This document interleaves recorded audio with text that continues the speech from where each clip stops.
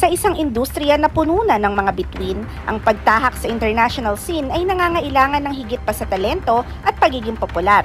At kamakailan nga lamang ay nagmarka naman si Kathryn Bernardo sa Hollywood sa pamamagitan ng kanyang pelikula na A Very Good Girl. Ngunit ito ba ay magbubukas din ng pinto para kay Daniel Padilla, ang kanyang ka-love team at real-life partner na sumubok din ng kanyang kapalaran sa Hollywood? Si Daniel Padilla na isa sa mga kinikilalang pangalan in the Philippine show business ay mayroon ng ilang proyekto na nakalinya ngayong 2023. Kasama na ang mga pelikula, TV shows at mga live musical performances. At isa pa sa mga pelikulang ito ay isang suspense thriller kung saan makakasama niya si John Arcilla. Isa pa sa mga highly anticipated project nito ay isang Kathniel film na tiyak na muling magpaparanas ng kilig at chemistry nila ni Kathryn Bernardo sa mga manonood. Ang mga kwento ng tagumpay ng ilang Filipino artists sa Hollywood ay nagbibigay ilaw sa mga posibleng landas na maaaring tahakin ni Daniel.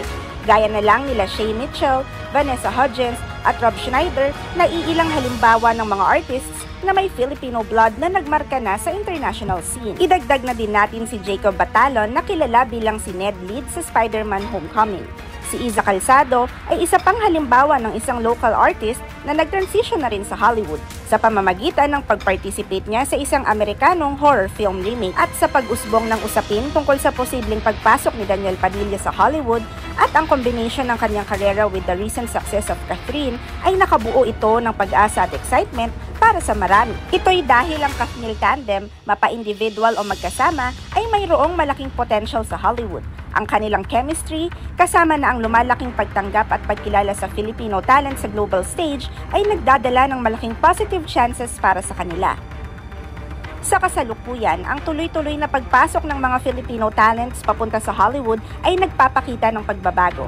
Ang mga tagumpay ng mga nangungunang Filipino artists ay hindi lamang nagbubukas ng daan para sa iba, kundi nagdadala rin ng representasyon na nagpapalawak sa narrative ng Hollywood. Mayroon nga bang lugar para sa charm at acting prowess ni Daniel Padilla kasama si Kathryn Bernardo sa mas malaking mundo ng Hollywood? At habang unti-unting nabubuo ang kwento ng mga Filipino artists sa Hollywood, anong bagong kabanata kaya ang maidadagdag ng Kathniel sa opportunity na ito? Please let us know through the comment section below.